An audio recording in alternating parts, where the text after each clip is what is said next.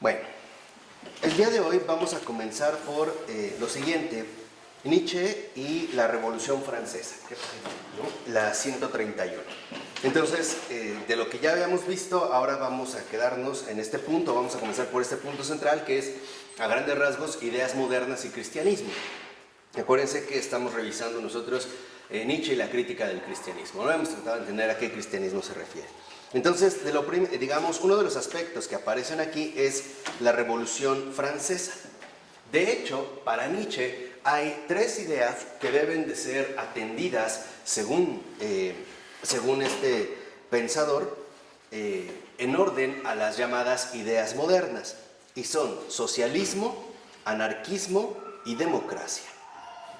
En pocas palabras, para Nietzsche, el socialismo, el anarquismo y la democracia son ideas modernas, y las tres se desprenden del acontecimiento de la Revolución Francesa, ¿no? Entonces, el primer punto aquí está en que Nietzsche va a abordar el aspecto, o digamos, la relevancia de la Revolución Francesa y las tres ideas modernas que de aquí se iban a desprender: el socialismo, el anarquismo y la democracia. Y estas tres, digamos, van a ser consideradas por Nietzsche como ideas modernas.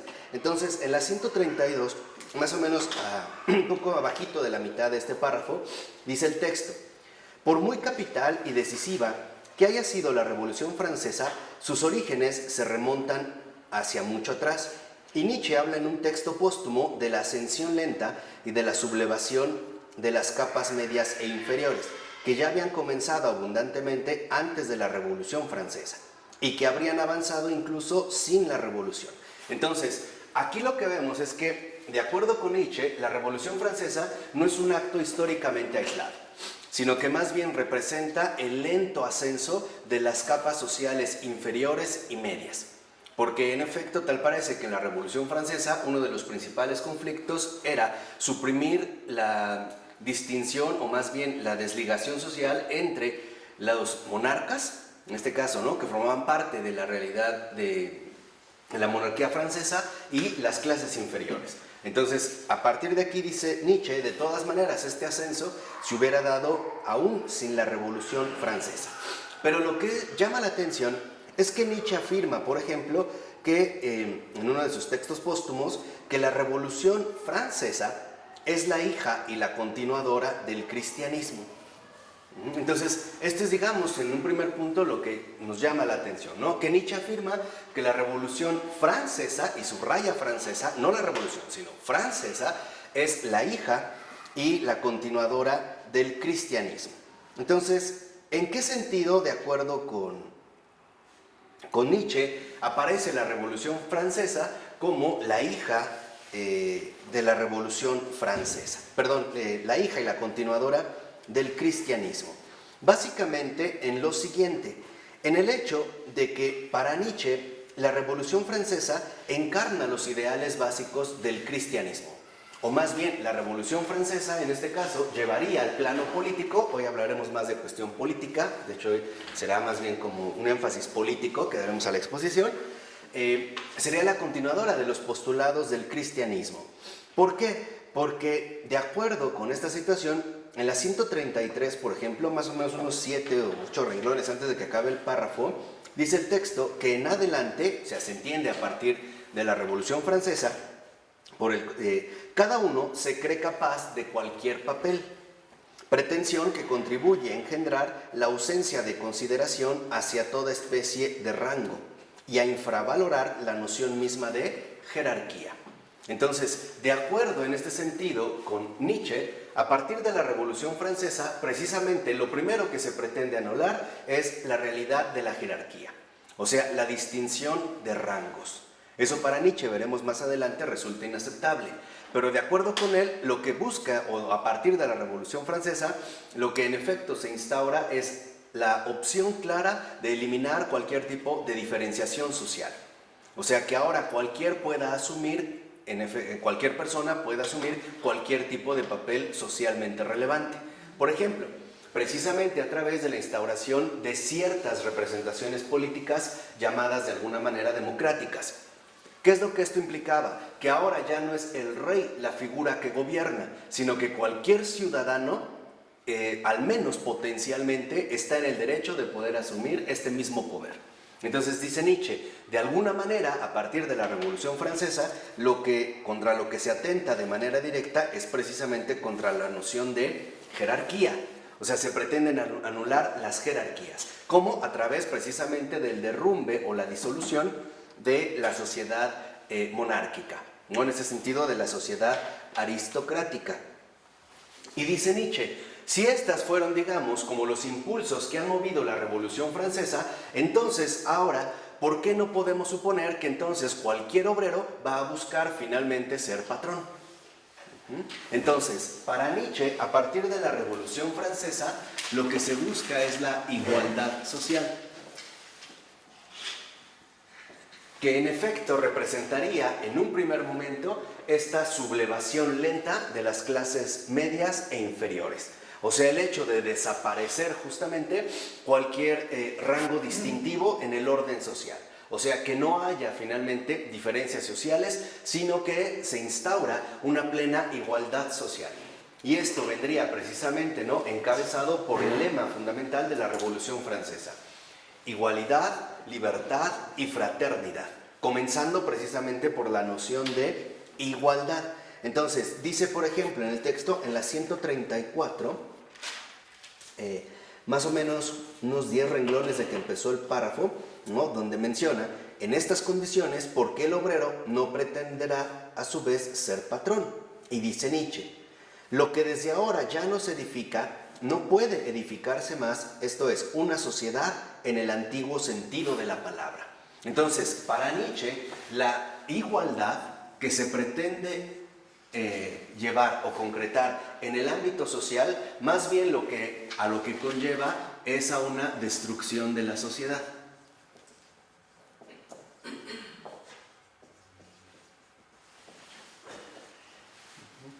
Contrariamente a lo que se proponía establecer en un primer momento la Revolución Francesa, más bien la consecuencia que se ha obtenido es esta destrucción de la sociedad. Dice a continuación Nietzsche, para edificar este edificio falta todo, y antes que nada el material. Nosotros, todos, ya no somos material para una sociedad. Esto es una verdad que es ya propia de este tiempo. O sea, ¿por qué Nietzsche afirma que ya no se cuenta con el material para edificar una sociedad? Porque ya no están establecidos los rangos jerárquicos, ¿no?, distintivos que ordenarían finalmente el establecimiento mismo de la sociedad. O sea, ya no hay, vamos a decirlo así, estratos sociales. Se ha pretendido anular las jerarquías que dominan la sociedad, o que para Nietzsche son justamente las que dominan la sociedad, y entonces esto conduce a una disolución precisamente de lo que llamamos sociedad, a partir de este presupuesto fundamental que inaugura la Revolución Francesa. O sea, anular las diferencias sociales. Entonces dice, como 4 renglones abajo, lo que importa en adelante es adaptar al individuo a las necesidades generales. ¿Qué significa esto? Que esta destrucción de la sociedad significa el sacrificio del individuo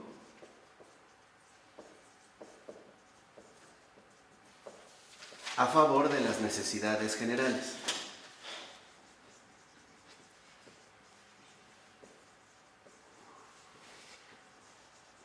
¿Qué serían estas necesidades generales? Lo que hoy nosotros, en efecto, podríamos llamar las posturas políticas. Los intereses políticos a los cuales, en efecto, los individuos se ven sacrificados. O sea, el sacrificio del individuo a favor de las necesidades generales no sería otra cosa más que el sacrificio de los que conforman la sociedad en favor del Estado. O sea, en favor finalmente de esta organización social supuestamente igualitaria, o por lo menos democrática, en la cual, en efecto, las necesidades generales estarían representadas ante todo por lo que nosotros llamamos Estado. Entonces, los individuos, dentro de esta perspectiva, ahora se dirigen a los intereses generales de cada Estado en particular. Entonces, lo que importa, por decirlo así en términos quizá más actuales, ya no son los individuos, sino las naciones, ¿no? Y estas naciones que representan las necesidades generales no tendrán ningún reparo en sacrificar a los individuos. ¿no? En llevarlos finalmente a exigirles su sacrificio. Dice Nietzsche que en efecto lo que se busca ahora finalmente es exigir el sacrificio del individuo y por lo tanto la sociedad moderna es ya representativa en el interior de sí misma de la creencia esencial de la fe cristiana. Entonces aquí tenemos un punto particular, o sea, Nietzsche va a poner el énfasis en la noción de sacrificio del individuo a favor de las necesidades generales. Podríamos decir en favor del poder político, o bien de la organización social en su conjunto, o de lo que en términos quizá más comunes podríamos llamar sociedad. Los individuos no cuentan únicamente, por sí solos no cuentan, únicamente serán tomados en consideración en tanto contribuyan al resguardo de los intereses generales de un determinado poder político. Ahora, Nietzsche dice que en este sentido la Revolución Francesa es idéntica al cristianismo, porque para Nietzsche el cristianismo exige el sacrificio del individuo a favor de las necesidades generales. Podríamos decir, ¿cuáles son las necesidades generales? De acuerdo con Nietzsche, sería la iglesia. O sea, que uno renuncia a su propia individualidad para pasar a formar parte de un rebaño. Entonces, lo que dice Nietzsche es que lo que exige el cristianismo es el sacrificio de nuestra propia individualidad. Pero aquí Nietzsche realmente está bastante equivocado. ¿Por qué? Porque justo lo que sí nos exige, ¿no? En este caso el cristianismo, es sacrificar nuestra falsa identidad. O sea, en pocas palabras, sí nos exige un sacrificio, pero no nos exige que sacrifiquemos lo que somos. Más bien lo que nos exige sacrificar es lo que no somos. O sea, el ámbito desordenado de toda nuestra existencia. Ese es el sacrificio que nos pide. De hecho, en un sentido radical, esta es la conversión. La conversión es optar por lo que realmente soy y abandonar el desvío en el cual me he movido, que en último término me lleva por los caminos de lo que no soy. Por ejemplo, la vida desordenada o a grandes rasgos la vida finalmente de pecado. Porque el pecado es la negación ontológica de lo que somos. Entonces, lo que la iglesia en este sentido, ¿no? Lo que el cristianismo nos dice es otra cosa de lo que Nietzsche entiende. Lo que realmente la iglesia nos está diciendo es muy sencillo. Nos dice, tú no eres así. Por ejemplo, pecador, mentiroso, lujurioso, etc. Lo que nos dice es, tú no eres así. Tú puedes hacer esto, llegas a hacer esto, pero en realidad y de fondo tú no eres así. Entonces, aquí es donde entra un aspecto fundamental. ¿Por qué? Porque, curiosamente, y todo lo contrario a lo que supone Nietzsche, el sacrificio al que nos invita el cristianismo, así en resumidas cuentas, es el siguiente: que renunciemos al error y a la mentira para pasar a la verdad y a la vida, y por lo tanto a la auténtica libertad. Y ahí está lo que Jesús nos decía, ¿no? Y la verdad os hará libres. Entonces, de alguna manera, lo que en realidad se sacrifica es el ego. O sea, esta partícula desvinculada de todo lo demás que, de alguna u otra manera, siempre busca los modos de aferrarse a sí misma. Esto sí es real. Pero lo que no es real es que se nos invite a una especie de sacrificio en vistas de algunas necesidades generales representadas bajo un manto eclesiástico. En pocas palabras, como si la iglesia funcionara de la misma manera que un poder político, que es lo que muchos suponen, ¿no? Por eso van a decir que la iglesia es como el refugio de los ingenuos, ¿no? De los tontos o de los torpes que son manipulados, ¿no? La manipulación de las conciencias. Y es que, por un lado, les decía, Nietzsche estaba llamado a una gran misión, o sea, una gran santidad, ¿no? A ser el gran defensor de la libertad cristiana, pero no quiso. Y el hecho de que tenga tanta luz y tantos aciertos solo se puede explicar por una simple razón. Dios nunca se arrepiente de los dones dados. Pero cuando Nietzsche no es fiel a estos dones y a seguir creciendo en estos dones, entonces opta por crecer según él mismo, y ahí es finalmente cuando se enreda en las tinieblas. Entonces con Nietzsche les decía, hay mucha luz, pero también hay mucha tiniebla. Entonces lo importante es ir como discerniendo, ¿no? Y también en ese sentido poner a Nietzsche en su lugar. Entonces, digamos, con este respeto, ¿no? Que lo vamos asumiendo. Entonces, dice a continuación ahí mismo el texto, el individuo no debe buscar su felicidad más que en el hecho de sentirse un miembro y un instrumento útil del todo. Entonces, aquí para Nietzsche, este sacrificio del individuo a favor de las necesidades generales significa que ahora los individuos únicamente son asumidos en vistas de la utilidad que pueden aportar. Por ejemplo, la manera en la cual, y de hecho esto sigue ocurriendo, aquí sí, los estados políticos contemporáneos utilizan a los individuos en favor de la utilidad que puedan obtener. Por ejemplo, los que nosotros llamamos acarreados. O antes, ¿no? Las campañas políticas en las cuales para que pudiera obtener tu voto, pues yo te voy a dar una cierta tarjeta para que compres despensa o una gorra o una playera.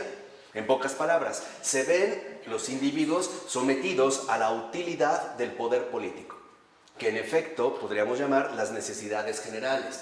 Ahora, aquí podríamos hacer nuevamente una comparación. ¿Qué es lo que realmente ocurre en la iglesia? El individuo no es asumido como un instrumento. En pocas palabras, esta utilidad representaría una instrumentalización. Y podríamos decir, claro, en términos políticos o en términos sociopolíticos, Nietzsche parece estar en lo correcto. Pero en términos cristianos está equivocado. ¿Por qué? Porque en realidad el cristianismo no lleva a cabo o no asume al individuo como un instrumento que le sirva para algo.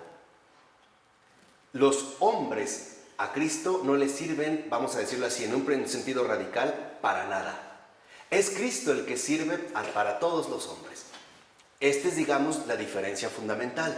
Entonces, aquí, mientras Nietzsche ve una instrumentalización, lo que en efecto está suponiendo es que hay algo así como un dominio de las conciencias del individuo, donde el individuo exige o se le exige al individuo ser sacrificado a favor de las necesidades generales o a favor de los intereses políticos. Entonces, en pocas palabras, los criterios que de acuerdo con Nietzsche empiezan a surgir a partir de la Revolución Francesa son los criterios de la utilidad. O sea, empezamos finalmente a movernos en términos sociales bajo un criterio de utilidad, o sea, bajo un utilitarismo. Por eso dice, se vuelve una función que no tiene ya ni valor ni sentido. O sea, se empieza a generar una verdadera instrumentalización de los seres humanos. Se ven únicamente como instrumentos que pueden favorecer, en este caso, los intereses generales de un determinado acontecimiento histórico, o sea, de un determinado poder político. ¿Entonces confunde el cristianismo con el comunismo? No, o sea, no es que lo confunda con el comunismo, sino que lo que también considera Nietzsche que ocurre en el cristianismo es la anulación del individuo.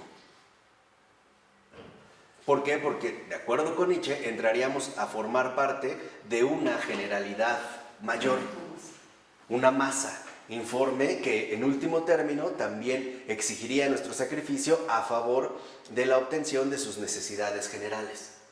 Pero aquí, en realidad, me parece que la postura de Nietzsche, ante todo hacia el cristianismo, es bastante ingenua.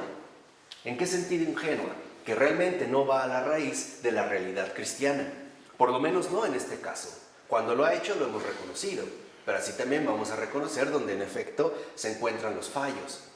¿Por qué? Porque en último término es curioso que, por ejemplo, cuando una persona realmente se entrega al cristianismo, no queda sumida en una realidad general ni abstracta, sino que en realidad encarna el proyecto divino. ¿Y cómo lo hace? A través de la santidad.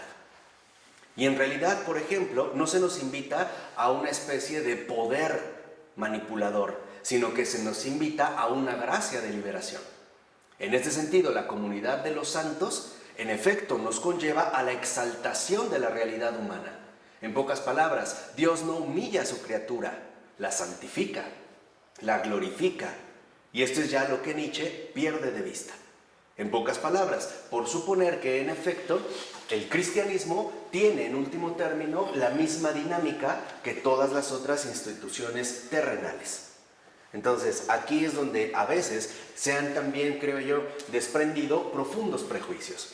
O sea, el suponer, como los comentarios de hoy en día bastante infundados, de que el Vaticano, como la representación geográfica de la Iglesia, es el Estado más poderoso, el más rico, el que tiene el ejército más no sé qué, bla, bla, bla. O sea, en pocas palabras, que funciona de la misma manera que una entidad política. ¿Vamos? Entonces, esto es muy fundamental de aclarar, precisamente porque si no, nosotros empezamos como a confundir la propia manifestación de las cosas. Entonces, lo que debemos de reconocer en este sentido es que en efecto, si hay una tendencia clara a la instrumentalización, decía Massimo Borghese en uno de sus libros que precisamente en la Edad Moderna se invita a que el individuo se sacrifique ante el altar del uno todo. Piensen por ejemplo en la conformación moderna de los ejércitos. Los que van al ejército, los soldados, mueren por una entidad mayor. En este caso, por necesidades generales. Piensen ahorita, por ejemplo, en los ataques de Estados Unidos, Inglaterra o Francia hacia Siria, ¿no? Estos individuos son sacrificados en favor de unas necesidades generales. Le podemos llamar patria, le podemos llamar nación, le podemos llamar pueblo, le podemos llamar sociedad, le podemos llamar como quieran, pero sí hay una instrumentalización. Por el contrario, en el cristianismo, esta instrumentalización más bien es santificación. Y esta santificación es precisamente lo que nos reintegra en nuestra verdadera dignidad. Dejamos de ser manipulados como elementos o útiles, ¿no?, que están a la disposición de intereses generales, para más bien ser exaltados en la auténtica dignidad humana que nos corresponde. Incluso hablando en un sentido bastante básico, sin meternos aquí mucho a fondo. Lo que quiero que vean es que en efecto, en el caso de una cuestión social, al menos sí es clara una tendencia a la instrumentalización. Pero en el caso del cristianismo, no es realmente posible, no hay fundamentos para hablar de una instrumentalización, más bien de una santificación. Y esta santificación es lo que exalta la enorme grandeza de la dignidad humana. Porque de hecho el cristianismo precisamente viene a liberarnos de todos los poderes que atentan contra la verdad de la criatura. Todos estos poderes pueden asumir diversas presentaciones. Pueden ser poderes sociales, poderes económicos, poderes culturales, poderes psicológicos, poderes emocionales, internos y externos. Pero lo que realmente en este sentido nos promete el cristianismo, y aparte lo cumple, es una liberación precisamente de todos estos mecanismos de control. Entonces, aquí es donde quizá se ha desprendido uno de los enormes prejuicios, que la iglesia en efecto es un mecanismo de control de la gente, ¿no? Y que es hoy como una especie de visión común, ¿no?, por lo menos compartida, que la iglesia manipula a las personas. En realidad lo que hace es librarlas de esta manipulación, precisamente presentarlas a la luz de la verdad como lo que son, no instrumentos de un poder mecánico o anónimo basado en ciertos intereses que hoy en día claramente se ve que son económicos, sino más bien ahora recuperado en la auténtica visión que lo confirma en su propio ser. ¿Y cuál es esta visión? La visión del amor de Dios que en efecto mantiene y sostiene a su propia criatura. ¿Vamos? Esto es como para ir, ¿no? Poniendo en claro las cosas. Ahora, en la 135, al iniciar el segundo párrafo, dice: igualitaria, la sociedad post-revolucionaria es aquella en la que el veneno servil tiende a destruir las diferencias en todos los niveles políticos, económicos, el socialismo y la abolición de la propiedad, sexuales, la nivelación de los sexos, que hace perder al hombre su virilidad, al mismo tiempo que la mujer se emancipa de su feminidad. Entonces, veamos, bajo esta perspectiva nietzscheana, lo que vemos es que en la sociedad postrevolucionaria, ante todo está puesto el veneno servil. ¿Qué es el veneno servil? Según Nietzsche, la anulación de las diferencias. Y algo que ha olvidado finalmente Nietzsche es que cuando nosotros decimos como cristianos que todos somos iguales, no lo estamos diciendo en un plano horizontal. O sea, no hablamos de una igualdad entre nosotros, sino que hablamos de una igualdad vertical. Hablamos de una igualdad ante aquel que es infinitamente superior a nosotros. Y esto en efecto mantiene esta jerarquía, porque nosotros reconocemos a Jesús como hombre, pero también no olvidamos que es Dios. Entonces, aquí es donde en efecto el meollo, digamos, va hacia lo siguiente. Esta instrumentalización o utilidad, Nietzsche le llama servilismo. Entonces, ante este servilismo, dice Nietzsche, lo único que se presenta es la destrucción de las diferencias, donde se busca que todos sean absolutamente iguales, incluso en niveles políticos, por ejemplo, ¿no? O económicos, como el socialismo, la abolición de la propiedad, e incluso en la cuestión sexual. O sea, al suprimir las diferencias, en efecto, pareciera que viene una especie de anulación de la propia configuración de la sociedad. En este punto en particular, Nietzsche sí tiene razón. Porque, por ejemplo, nosotros también como cristianos, si algo en realidad exaltamos es la realidad insuperable de las diferencias. Lo que pedimos es que una mujer sea mujer y que un hombre sea hombre. Eso es en un sentido básico lo que nosotros pedimos. Cuando esta situación no se da, también hay un modo de poder abordarlo. No quiere decir que las posibles diferencias que salgan, digamos, de estas posturas sean inaceptables. Simple y sencillamente que serán integradas, en este sentido, de un modo distinto. Es decir, mucho más comprensivo de lo que nosotros pudiéramos suponer, al menos a primera vista. Entonces, para Nietzsche, el servilismo, como anulación de las diferencias, en efecto, exalta, digámoslo así, la anulación de los rangos. O sea, ¿por qué se va a oponer tanto Nietzsche a este servilismo? Porque pareciera impedir la aparición del superhombre, del Übermensch, ¿no? O sea, de este superhombre al que él aspira. Entonces, por eso es que de alguna manera él va a tratar de atacar de raíz estas posturas, digamos, igualitarias, porque conducirían al servilismo, es decir, a la anulación del hombre superior. Entonces, servilismo aparecería de fondo como la anulación del hombre superior.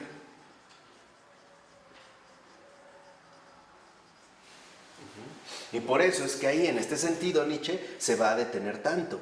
Además va a decir individualista, primero igualitaria, ahora individualista, anexiona en realidad al individuo a sus fines, al proponerle identificarse con los papeles que le hace desempeñar. Pero la posibilidad de cambiar de papel da rienda suelta a la codicia individual y a las incesantes contracorrientes sociales. O sea, para Nietzsche, finalmente, esta visión posrevolucionaria también va a ser profundamente individualista. ¿Y esto a qué es, digamos, a lo que va a conllevar? Primera, a que los individuos traten de aferrarse al papel que se les ha asignado. Este es en primer lugar. Segunda, que una vez aferrados a este papel, entonces también vean la posibilidad de cambiar de rol. Y en este sentido despertar la codicia, como dice Nietzsche, individual. Ejemplo, si yo soy obrero, voy a tratar de desempeñar mi papel como obrero. Pero si yo veo la posibilidad de ascender dentro de este registro, dentro de este registro social, yo lo voy a intentar hacer a través de los medios que sean. Por ejemplo, aunque sea a través de la corrupción, la adulación o la extorsión o el falso testimonio o lo que sea. Entonces, para Nietzsche, el riesgo fundamental de esta sociedad individualista es precisamente que despierta el afán de la codicia individual. En gran medida, esto podríamos decir sí y no. Al menos sí en el momento o en el contexto en el cual Nietzsche lo plantea. Porque hoy, la verdad es que nuestra realidad cultural ha cambiado. Un ejemplo muy sencillo. Si yo deseo tener un teléfono celular, un teléfono móvil, y yo busco el modelo que quiero, cuando yo lo pueda adquirir, por lo regular no pasará mucho tiempo en que me vea superado por la aparición de un nuevo modelo. Entonces, lo que podríamos aquí identificar es que aquello que estaba fundamentado en el despierte o en el despertar de la codicia individual, hoy en día se ve más bien reforzado por la continuidad del consumo. En pocas palabras, lo que realmente hoy importa a nuestra sociedad no es tanto la codicia individual, sino la posibilidad de mantener un consumo continuado. Entonces, ¿cómo lo vamos a hacer? A través, por ejemplo, de la aparición de productos mal hechos. ¿A qué me refiero con productos mal hechos? A la tecnología contemporánea. Ejemplo muy sencillo. Yo compro un iPhone, el 6 o el 5. Lo acabo de comprar pero al poco tiempo me envían la notificación de que hay una actualización disponible. Si ustedes leen las actualizaciones, te dice, contiene mejoras. Uno se va con la idea ingenua de que el producto está mejorando. No, no está mejorando. Lo que pasa es que para continuar con la dinámica volátil de la economía, basada en este tipo de tecnologías, nos ofrecen productos defectuosos, que una vez a la venta los irán tratando de corregir poco a poco, a través de lo que, por ejemplo, hoy llamamos actualizaciones. Entonces, hoy lo que vemos es que ya no está tanto en el centro la cuestión de la codicia universal, sino la liquidez del mercado económico, ¿no? La fluidez dentro del mercado. ¿Vamos?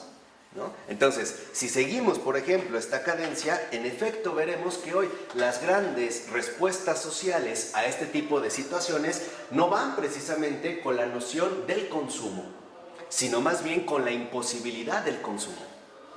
Por ejemplo, o sea, lo que quiero que vean es lo que estamos viendo ya hoy, a comparación de lo que mencionaba Nietzsche. Generalmente, hablando de tecnología, lo más común es que no tengo lo que quiero, sino lo que puedo comprar. Y siempre quedo muy por debajo de mis expectativas. Por ejemplo, ahorita que preguntaba de esta pantalla, por poner un caso. Yo siempre de niño, por lo que quieran carencias, siempre mi sueño fue una televisión. Bueno, cuando yo vi que salieron las primeras pantallas plasma, me entusiasmé tanto que quise adquirir una. Cuando finalmente tenía la posibilidad de adquirir un plasma, ya había LED. Ni siquiera me dieron tiempo de comprar un plasma. Ya había LED. Ahora, cuando dije, bueno, una LED, ya hay HD. Y ahora que digo HD, ya hay Ultra HD 4K. Además, ya ni siquiera hay plana, ya hay curva. Entonces, el problema es que en efecto, hoy, lo que en realidad fomenta la liquidez mercantil de nuestra sociedad no es la codicia individual, es la insolvencia para adquirir estos productos. En pocas palabras, es como dejarte picado, como invitarte a adquirir algo que no está a tu alcance, pero que una vez esté a tu alcance, habrá otra cosa que la supere. ¿Sí? ¿No? Entonces, aquí hemos visto el cambio de esta dinámica. Entonces, claro, actualizando este punto, finalmente vemos, sí, Nietzsche parece estar en lo cierto, pero en efecto, al menos hoy las cosas tal y como se dan, se van dando de una manera distinta. Entonces, en la 136, más o menos 7 renglones de que inició el párrafo, dice: incapaz de tolerar la diferencia y la relatividad, el esclavo quiere identificarse con lo absoluto. Ahí es donde entra el punto central de Nietzsche. Esta anulación del hombre superior, el servilismo, entonces hace que el esclavo quiera finalmente asumir el papel del amo. O bien que quiera anular la necesaria presencia de los rangos sociales. Podríamos decir, aquí Nietzsche de cierta manera conserva una visión aristocrática, una distinción clara entre los mejores y los peores. Entonces, lo que Nietzsche considera en último término, y esta es como una de las raíces que él va a atacar en el cristianismo, la moral del rebaño, ahorita diré a qué se refiere, pero es que los esclavos quieren ocupar el nombre de los amos. Entonces, para Nietzsche, por ejemplo, este fue el mayor daño que trajo el cristianismo al mundo. Hacerle creer a los esclavos que podían ser amos. Y por lo tanto, por así decirlo, sacarlos de su auténtica realidad. ¿A través de qué? De la promesa de un reino superior. ¿Vamos? Entonces va a decir Nietzsche, con la aparición de estos esclavos, ahora resulta que los esclavos quieren ser justamente como los amos. Entonces va a decir, por ejemplo, en la Revolución Francesa, el pueblo, los campesinos, quieren derribar a la aristocracia, porque quieren acabar con las diferencias. Y para Nietzsche, o de acuerdo con la lectura que hace Nietzsche, el cristianismo es justo lo que hizo. En pocas palabras, para Nietzsche, ¿cuál es una de las cosas nefastas que hizo el cristianismo? Tomar en cuenta a la plebe. A la plebe, a la bajeza, a la escoria social, al vulgo, ¿no? En esta palabra latina, o sea, tomar lo vulgar del hombre, y entonces quererlo asumir en un estatus que de hecho, o siguiendo, digamos, estas perspectivas, en realidad no le corresponden. Entonces, para Nietzsche está en que el esclavo rechaza las diferencias.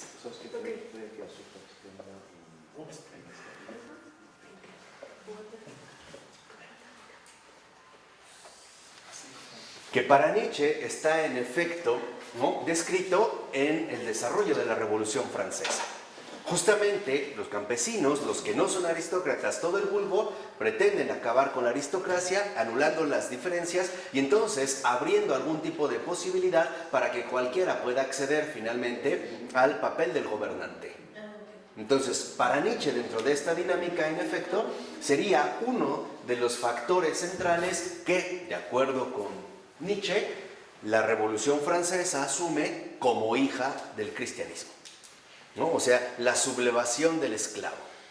En pocas palabras, la sublimación también del vulgo.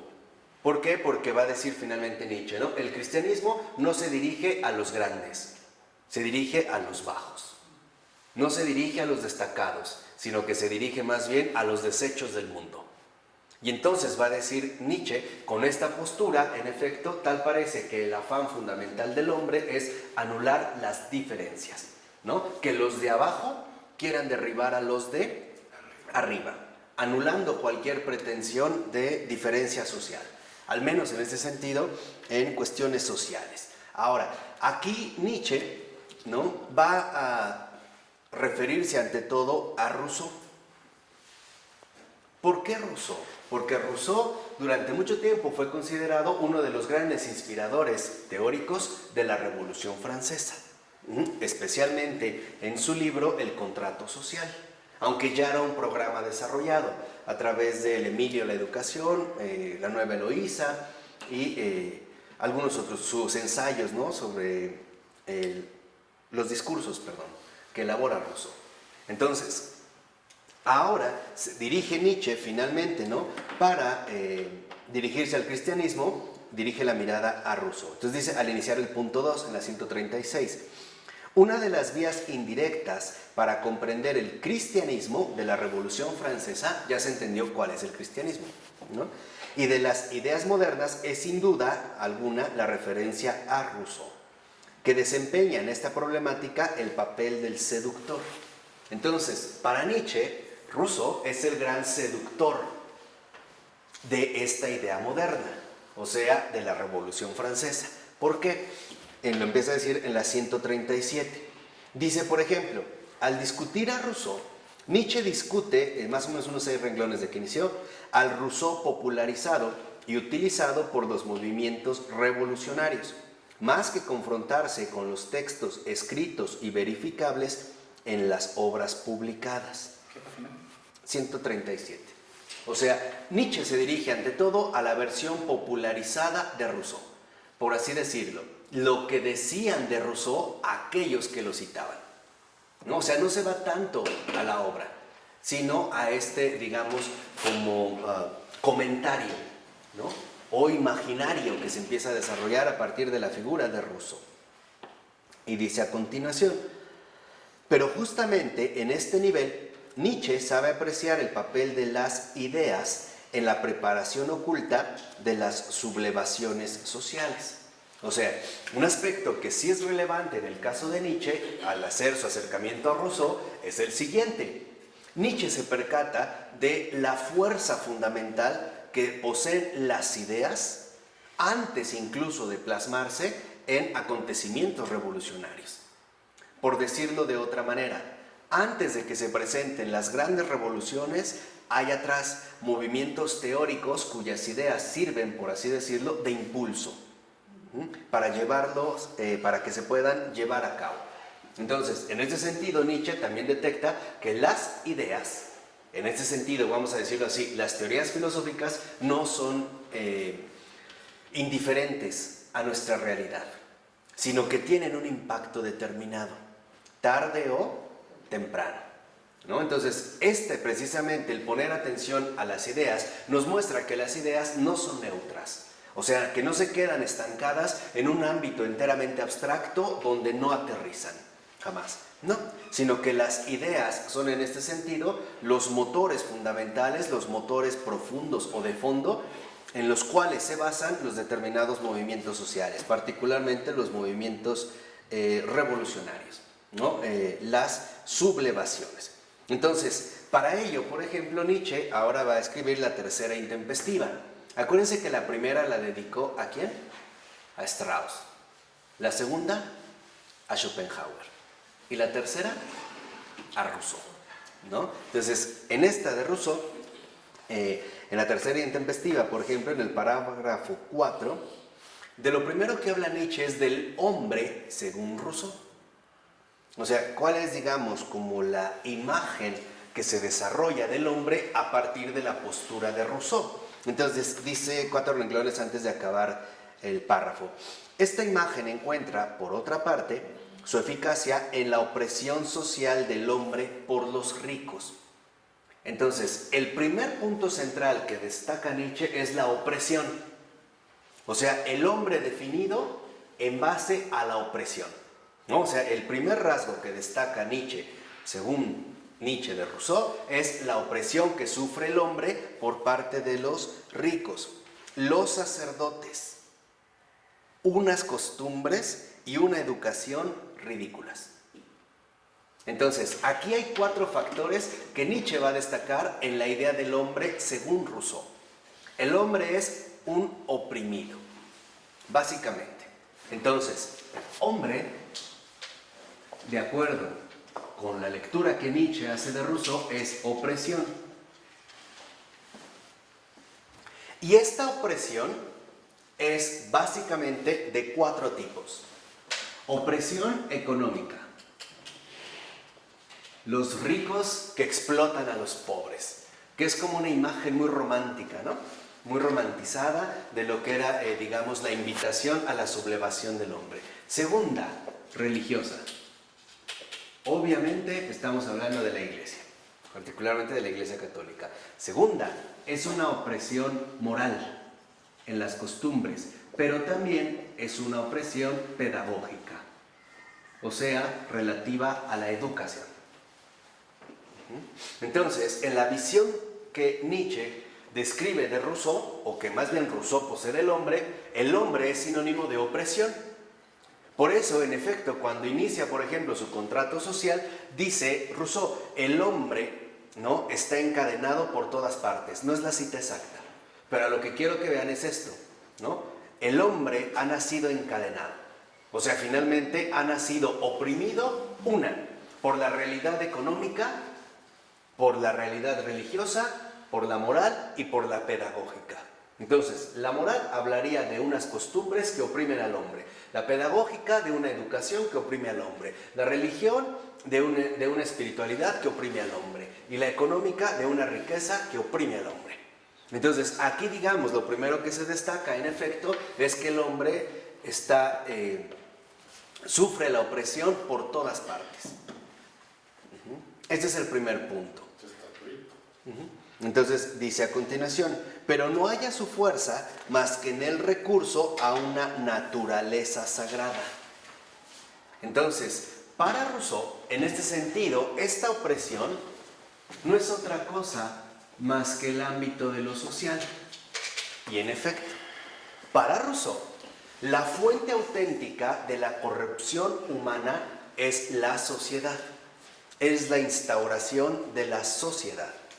Entonces, para que Rousseau pueda defender esta tesis, va a apelar a una naturaleza primigenia, donde no hay diferencias económicas, donde no hay opresiones religiosas, donde no hay las limitaciones sociales que oprimen al hombre y que llamamos moral, y donde no hay un mecanismo educativo que lo único que busca es doblegar al ser humano.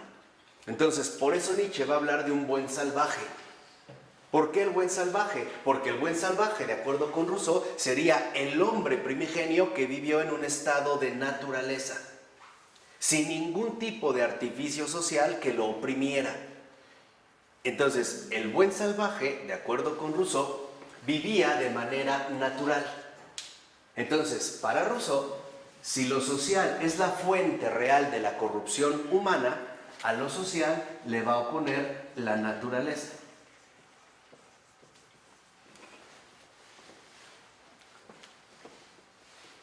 Esta naturaleza, de acuerdo con Rousseau, está expresada, digamos, por la vivencia más básica del ser humano. Cubre sus instintos sin necesidad de verse oprimido por los prejuicios morales, o por poner un caso, por el pudor, ¿no?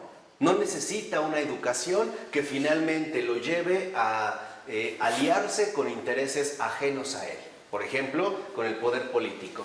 No hay una religión que lo obligue o lo someta a un poder supremo. Y tampoco hay una realidad económica donde la aparición de la propiedad haga que en efecto broten los primeros conflictos.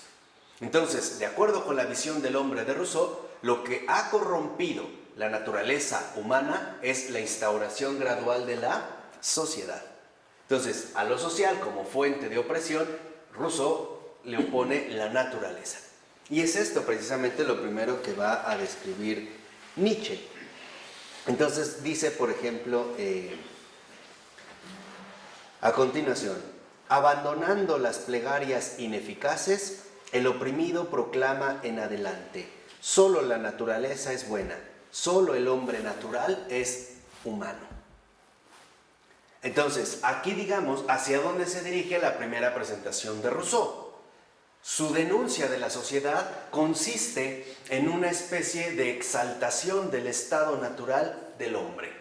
Entonces, para Rousseau, naturaleza en este sentido sería sinónimo de bondad.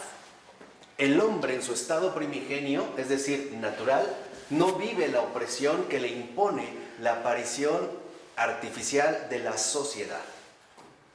¿Por qué? Porque vive en un mundo sin realidad económica, religiosa, moral o pedagógica, y por lo tanto únicamente en su ámbito natural. Entonces va a decir en este sentido Rousseau, de tal manera que el hombre bueno es el hombre natural, el hombre que no está sometido a la realidad de lo social. Pero aquí Rousseau se mete en una camisa de 11 varas. ¿Por qué? Porque Rousseau va a desarrollar o va a ser también inspirador de una fuerte melancolía. Porque por un lado no podemos escapar a nuestra realidad social y por otra es imposible retornar al estado natural primigenio. Entonces no hay ni para dónde hacerse, ¿no? El paraíso perdido, perdido está. Y la realidad en la que vivimos es opresiva. Entonces, siguiendo entonces esta argumentación, dice a continuación, unos 4 renglones abajo, que gracias a él, a Rousseau, el oprimido puede rechazar todos los ropajes con los que piensa que está recubierta su verdadera naturaleza. Por ejemplo, arte, ciencias, vida refinada. Entonces, aquí vemos una de las raíces que Nietzsche cree detectar en Rousseau como seductor o inspirador de la Revolución Francesa. El rechazo de todos los artificios sociales. Y por lo tanto, el proclamar un retorno a un estado de naturaleza que involucraría la superación de las diferencias que han aparecido precisamente al fomentar el ámbito de lo social. Dice a continuación, a pesar de reconocer que esta imagen ha encendido el fuego más grande y provoca hoy todavía sublevaciones peligrosas, Nietzsche en este texto está lejos de ser solo negativo. Dice, el oprimido descubre con derecho y razón el carácter no humano de esta cultura, a la que se ha hecho pasar por lo que hay de más humano. Entonces, aquí vemos una inversión de términos. Para Rousseau, lo más inhumano es lo que llamamos sociedad. Y lo únicamente humano es lo que nosotros llamaríamos natural. Entonces, aquí va a haber una fuerte oposición entre la naturaleza y la sociedad. La sociedad es fuente de corrupción. La naturaleza es, en este sentido, fuente de bondad, ¿no? De ahí brotaría el hombre bueno. Entonces podríamos decir, el hombre por naturaleza ha nacido bueno, pero se ha hecho malo. ¿Cómo? Precisamente al socializarse. Entonces, lo primero a lo que parece invitar Rousseau, y en este sentido es en el sentido en el que Nietzsche le llama seductor, es a promover, aunque no sea de manera clara, la anulación del orden social.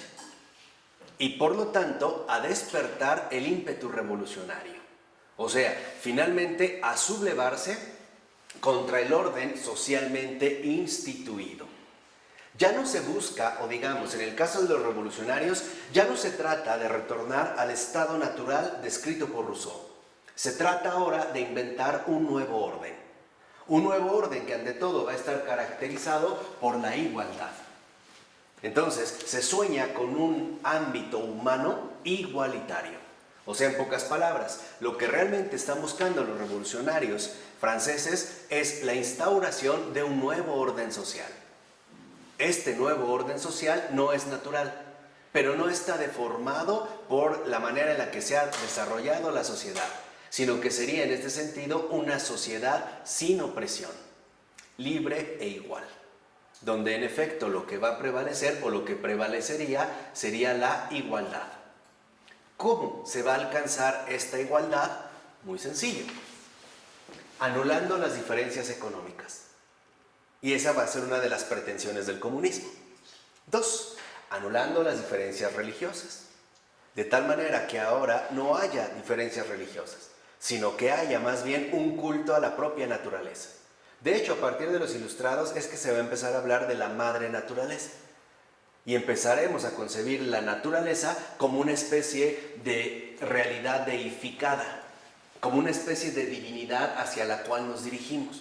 Por ejemplo, hablar de madre naturaleza da por hecho que de ahí provenimos, que es la naturaleza la que nos ha engendrado. Entonces, la única manera para ponernos de acuerdo es muy sencillo. Anulemos todas las religiones, pero ahora todos vamos a reconocer la naturaleza. Tercera, vamos a hacer un cambio fundamental en la educación. Vamos a hacer una revolución pedagógica. Y una de las primeras consecuencias que esto va a traer es, vamos a separar lo religioso de lo no religioso. Lo que hoy llamamos, vamos a separar lo religioso de lo laico. Y entonces se va a empezar a hablar de una educación laica. Y cuando hablamos de laico, lo que en realidad estamos diciendo es no religioso, la separación. Y en la moral, vamos finalmente, siguiendo el motor de la igualdad, vamos a superar las diferencias que la sociedad ha establecido. Entonces vamos a empezar a hablar de que todos somos iguales. Entonces, si todos somos iguales, lo que antes era un aspecto reservado a los varones, pues ahora también va a ser un ámbito en el cual se van a incluir las mujeres. Y entonces empezarán a surgir las primeras mujeres obreras, fundado precisamente en esta noción de igualdad. Entonces, ¿de qué se trata? De anular todo esto, que según Rousseau es la fuente profunda de la opresión en la cual vivimos. ¿Vamos? ¿No? Entonces, al verlo de esta manera, dice como 2 renglones abajo. Entonces, la imagen correctiva y tranquilizadora del hombre, según Goethe. ¿No? ¿Por qué habla de esta imagen correctiva y tranquilizadora del hombre según Goethe? Porque en realidad lo que digamos sugiere es que el Fausto, este personaje que desarrolla Goethe en su obra así titulada Fausto, sería como justamente el ideal encarnado de este propósito. El alcanzar una comunión con esta naturaleza que estaría ya más allá de los órdenes sociales establecidos. En ese sentido, podríamos decir que lo que Nietzsche está diciendo de Goethe es que Goethe, a final de cuentas, es un romántico. Digámoslo, en este primer punto. Y dice, 2 renglones abajo, no es el hombre activo, sino un contemplativo, en el sentido peyorativo del término.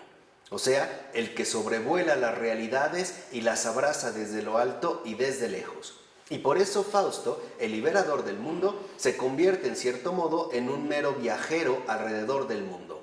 Lo recorre por no extraer de él la fuerza necesaria para transformarlo. Entonces, de acuerdo con esto que propone, o la lectura que en efecto está haciendo Nietzsche, es que en último término, con Rousseau, aparece la imagen del hombre contemplativo.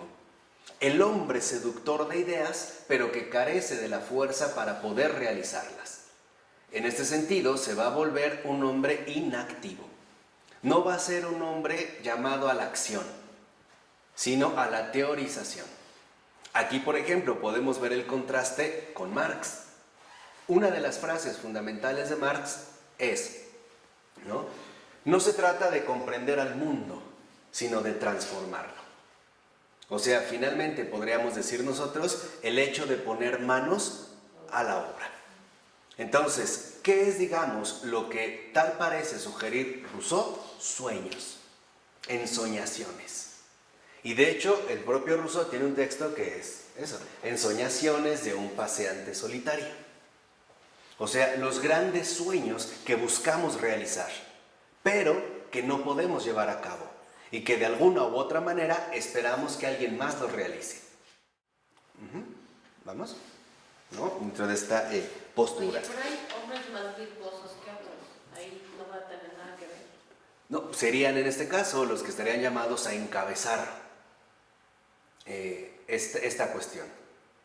Lo que pasa es que, a ver, si pusiéramos una imagen, podríamos decir más o menos lo siguiente.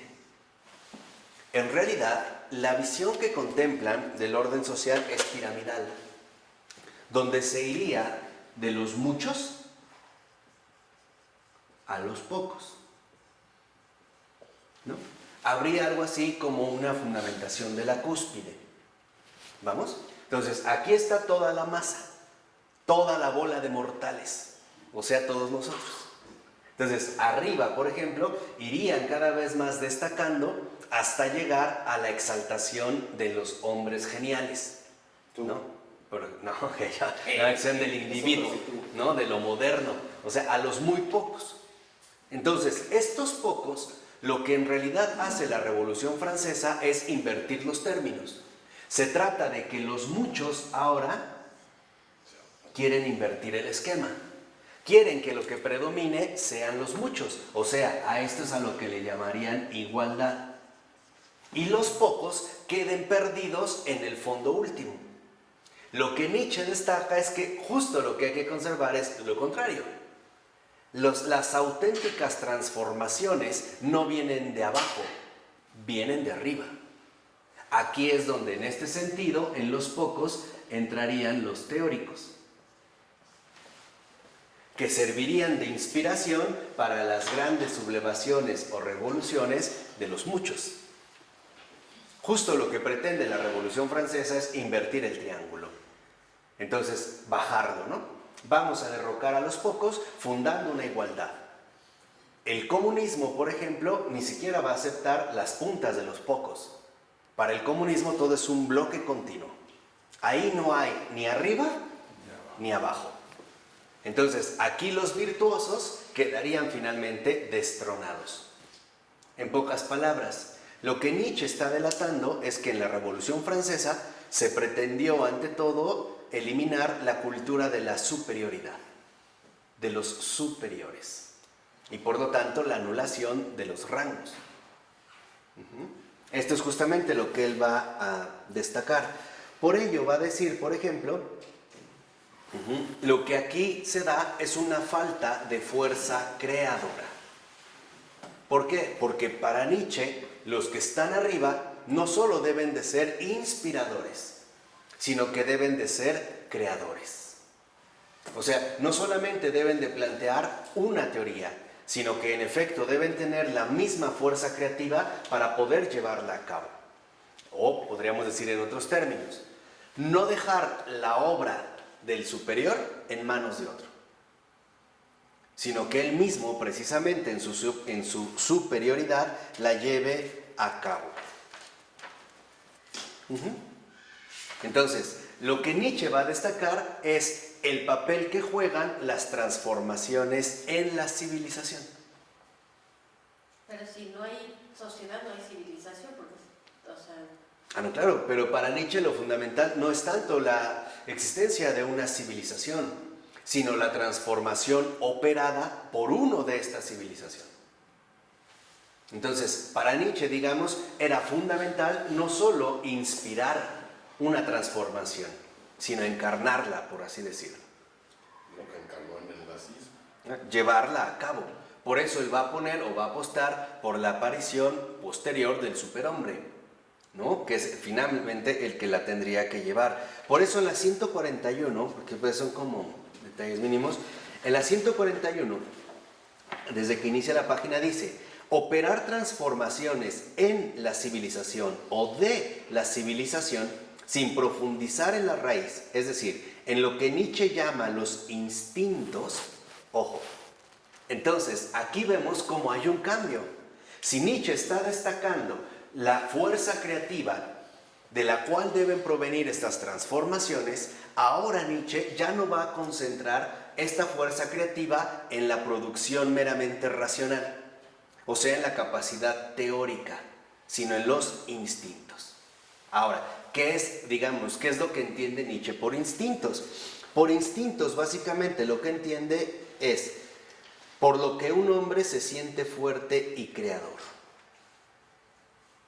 En pocas palabras, el instinto no es más que poder. De hecho, para Nietzsche, y esta ya sería en sus obras, en sus fragmentos póstumos, algunos de los cuales se han editado bajo el título Voluntad de Poder, es justamente eso. ¿Qué es la voluntad? ¿Qué es el instinto? Voluntad de poder. Fíjense, ya no solo es querer, es poder. Quizá de ahí viene esta frase de querer es poder. Eso es nietzscheano. Por ejemplo, o sea, el hecho de que no solo tengo, por así decirlo, la creatividad, sino que tengo la fuerza para encauzar esta creatividad. Tengo finalmente esta fuerza creativa o voluntad de poder que en efecto me permite realizarlo.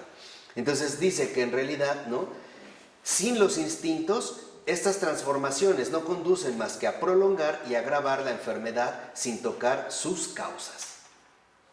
Entonces, podríamos decir en un sentido, para Nietzsche, lo que realmente lleva a cabo las transformaciones en las civilizaciones o de las civilizaciones no son las instituciones, o sea, organismos socialmente organizados.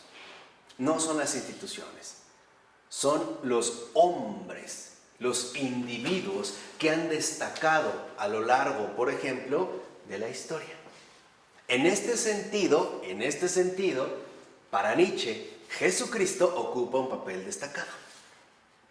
Porque para Nietzsche, finalmente, el cristianismo es producto de él. Bueno, y no directamente de él, después la va a remeter contra Pablo.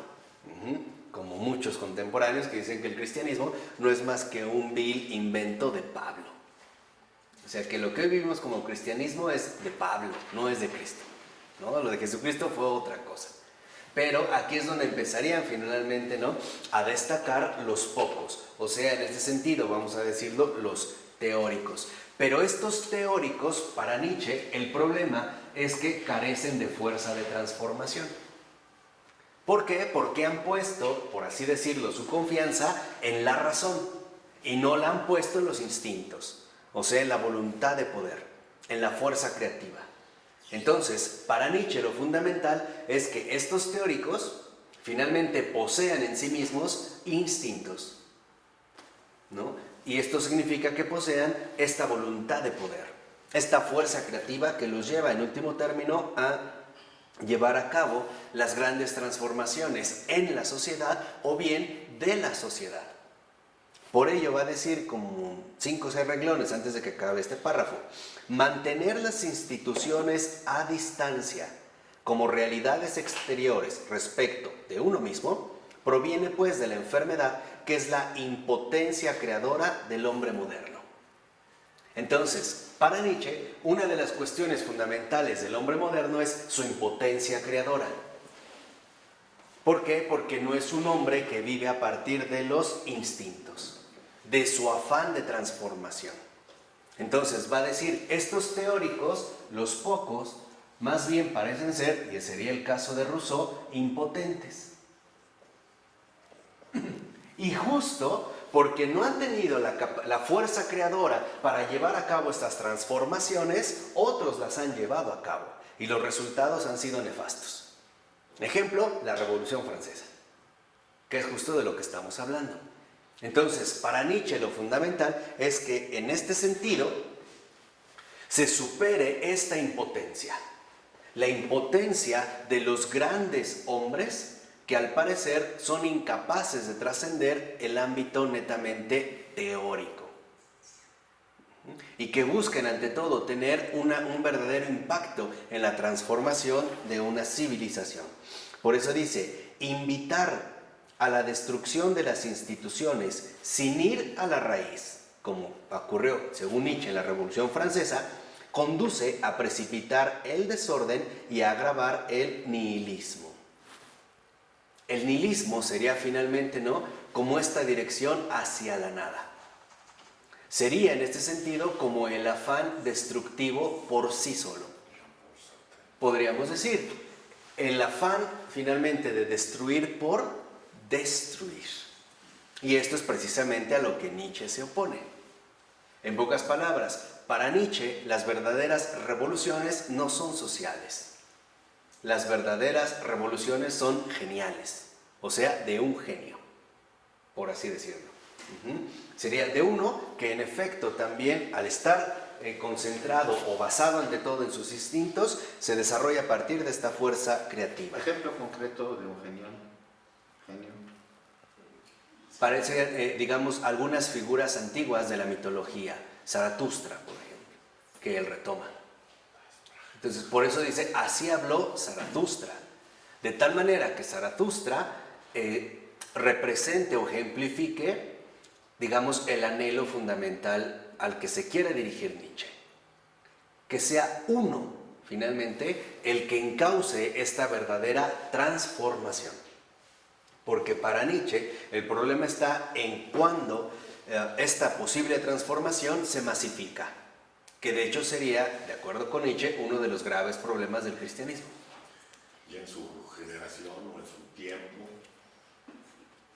De Nietzsche, muchos lo veían en Napoleón, por ejemplo. Después, que es el que va a poner como fin al terror revolucionario, ¿no? Entonces, Napoleón para muchos por eso va a ser como exaltado, como aquel que logra encarnar la genialidad, y no solo en este sentido va a encarnar la genialidad, sino que también va a representar la auténtica transformación de una civilización. ¿Por qué? Porque él mismo lo lleva a cabo. De hecho, esta tendencia que ahorita vamos describiendo es lo que nos ha llevado a considerar en los tiempos recientes a los grandes protagonistas de la historia, a los políticos. ¿Por qué? Porque son los que consideramos que tienen un influjo, o por lo menos se muestran muchísimo más presentes en las grandes transformaciones históricas.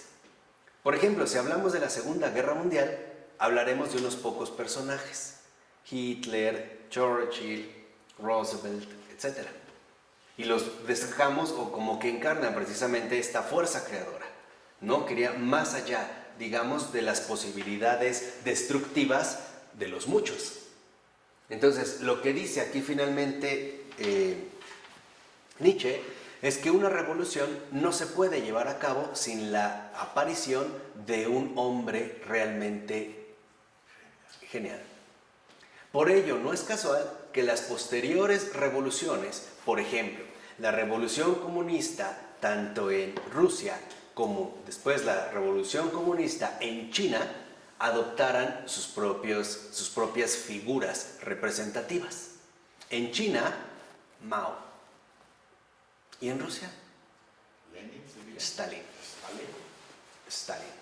Porque, digamos, el inspirador sería Lenin.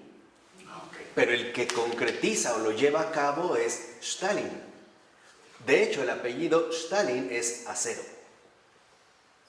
Entonces, él, digamos, si lo traducimos de abajo, José Acero. Y este es un apellido inventado. ¿Por qué acero? Para manifestar dureza y contundencia. Entonces, era hablar del señor acero, ¿no? ¿Se acuerdan de Superman, el hombre de acero? ¿No? Porque antes se consideraba que el acero era lo más resistente y lo más duro. Hoy en día sabemos que hay otros materiales mucho más resistentes que el acero. Por ejemplo, Fibra de carbono. El titanio, la fibra de carbono, etcétera, ¿no? Entonces, hoy en lugar, tal vez ya no se llamaría José Acero, se llamaría José Titanio, ¿no? O Kevlar. ¿Eh? O Kevlar. O Kevlar, o Ronnie Fibra de Carbono, qué sé yo, ¿no? El indestructible, ¿no? De ahí tenerlo. Entonces, al irlo a llevar finalmente de esta manera, lo que dice a continuación, en este sentido, si lo ven, al iniciar el otro párrafo es lo siguiente. Cuando Nietzsche denuncia el carácter superficial e ineficaz de la destrucción de una civilización, si no se considera al hombre mismo que quiere un mundo como mundo suyo, o que queda insatisfecho y reactivo ante todo mundo posible, no es para comprometerse en una terapéutica de las intenciones, sino en una reforma moral interior e individual. O sea, pretende invitar a ver más alto y más lejos. Entonces, aquí digamos, Nietzsche, en este sentido, justo lo que va a proponer es que nuestras miradas con respecto a la transformación social se expandan mucho más allá de lo que solemos asumir. O sea, que no nos conformemos en este sentido con una insatisfacción ante lo que hemos conseguido, sino que realmente dirijamos este querer como un acto definitivo, como algo que en efecto conduciría no solo a una intención, sino a una verdadera transformación. Dicho de otra manera, para Nietzsche la impotencia del hombre moderno es que solo es un hombre de buenas intenciones. Nada más. Pero en eso se queda, en puras intenciones. Pero no tiene la fuerza creativa, la voluntad para hacer una transformación radical. Y aquí en gran medida Nietzsche tiene razón. Entonces aquí ya, la semana pasada vimos lo que era el individualismo, aquí ya es todos iguales, o Sí, sea, claro. el hombre masa. Ajá. O sea, el hombre de la Revolución Francesa. La nueva, digamos, configuración que está ahora o que va emergiendo a partir precisamente de la Revolución Francesa. Entonces, aquí, por ejemplo, ¿no? Dentro de esta perspectiva, hay algo que sí debemos detectar. Las buenas intenciones no son suficientes. En efecto, es necesario mirar más lejos. Pero para realmente poder acceder a la acción, tenemos que darnos cuenta de lo siguiente. La acción, y sobre todo las acciones verdaderamente transformadoras, nunca son alcanzables por el mismo hombre. Y esto es parte de nuestra realidad. O sea, tenemos que reconocer en pocas palabras, nos guste o no, que por mucho que queramos emprender una acción en verdad transformadora, necesitamos el auxilio de algo ajeno a nosotros, o sea, de la gracia. De otra manera, siempre nos toparemos con la realidad dolorosa, pero inevitable, de nuestras deficiencias, carencias y sobre todo límites. El tiempo, o sea, nuestra realidad temporal, etc. Entonces, aquí es donde en efecto me parece que Nietzsche sobreestima la realidad humana. ¿En qué sentido sobreestima la realidad humana? Que justo lo que él considera que no puede llevar a cabo un grupo social masificado, sí lo puede llevar a cabo un solo individuo. Y en este sentido es finalmente, ¿no?, desconocer a fondo la realidad humana. La realidad en este sentido del mismo hombre. Porque no hay que irse muy lejos para detectar nuestros propios fracasos, por ejemplo, en la misma voluntad. ¿Cuántas veces quiero algo y no puedo? Y de verdad lo quiero. Todos los días. Todos los días. Y no puedo, por más que yo me lo proponga. Entonces, aquí, una de las debilidades de Nietzsche es, en realidad, exigirle a un hombre lo que él no puede dar. Porque él no es eso. Ni fuiste creado para eso. No. Y fíjense, sin hablar todavía en términos, ¿no?, de creación y esto, simple y sencillamente no se puede realizar. Y cuando algunos han querido, por ejemplo, ponerse el disfraz del superhombre, han cometido barbaridad y media. Entonces, para Nietzsche, por ejemplo, y lo dice en 3 renglones antes de que acabe, lo que él denuncia es la ausencia de voluntad creadora del hombre. O sea, para él finalmente la impotencia viene de la ausencia de una voluntad creadora del hombre. Pero aquí lo primero que nos deberíamos de preguntar es, ¿realmente esta voluntad creadora es tan magnánima como lo parecería sugerir en este sentido Nietzsche? Vamos, a lo que voy realmente es, ¿en serio querer es poder? Alguien puede querer, por ejemplo, dejar de fumar y no puede, dejar de beber y no puede. Ya no hablemos de la transformación de una civilización, la transformación de uno mismo. Ya no nos vayamos a las grandes ligas, simple y sencillamente la transformación real de uno mismo. Yo creo que a veces, en efecto, hemos experimentado la ausencia de esta voluntad omnipotente, ¿no? Que tal parece Nietzsche pretende o busca encontrar en el hombre. Por eso dice, por ejemplo, en la 142, vean, dice al iniciar el segundo renglón, dice Nietzsche, en el hombre existe también un creador, un formador, un duro martillo, una divinidad expectativa y un séptimo día. ¿Por qué Nietzsche habla de que en el hombre hay un séptimo día? ¿Qué es el séptimo día? ¿El reposo? El día de descanso, después de la creación. ¿Resurrección? La aparición de algo completamente nuevo. O sea, para Nietzsche finalmente el hombre está llamado en último término a despertar ese instinto fundamental que es su fuerza fundamental, o sea, su voluntad creativa. En pocas palabras, a llevar a cabo su propia transfiguración. Ahí está el séptimo día, ¿no? O sea, este séptimo día donde se acaba o culmina la obra entera.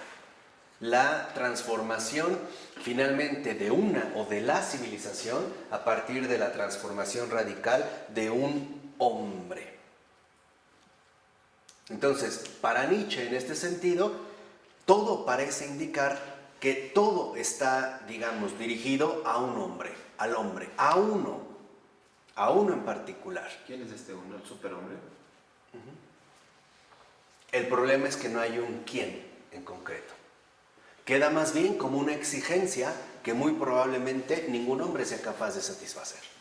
Bueno, fue Cristo, de una manera u otra encontró a Cristo, pero lo desfiguró completamente. Exactamente, hacia esa donde iba. ¿Por qué? Porque Nietzsche aquí también toca algo importante. Es cierto que también el mundo está llamado a transformarse por un hombre. Y este hombre, por supuesto que sabemos que es Jesús, pero es también todo discípulo de Jesús. ¿En qué sentido? En que el cristiano está llamado precisamente, ¿no?, a manifestar la verdadera transformación que solo Cristo es capaz de llevar a cabo. Y ahí es donde se manifiesta este ímpetu verdaderamente creativo. Entonces, lo primero que sí deberíamos de reconocer es, dentro de estas limitaciones, que es muy probable que incluso el cristiano no quiera hacer todo lo que Dios le pide. Pero algo es un hecho, Dios va a hacer todo lo que quiere. Aunque yo le diga no, lo seguro es que Él lo va a hacer, ¿no? Y lo va a hacer precisamente a través de uno. Y esto, de hecho, es parte de la desfiguración nietzscheana del cristianismo. ¿Por qué? Porque nosotros sabemos que por uno, por Jesucristo, todos fuimos salvados. Y esta también, de alguna manera, es la dinámica que dentro del cristianismo se sigue llevando a cabo.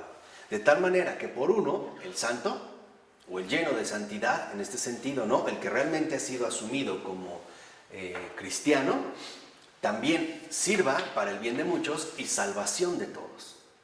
El problema es que tal parece que esta aspiración nietzscheana no hay en quién depositarla. Entonces, el superhombre termina siendo una superficción, o el superhombre sigue siendo todo menos un hombre. Podría ser todo. ¿Pero menos los un santos no son esa figura? No.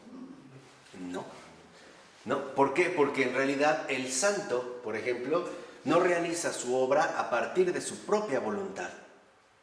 Más bien, y siendo sinceros, la santidad se obtiene a costa de mi voluntad.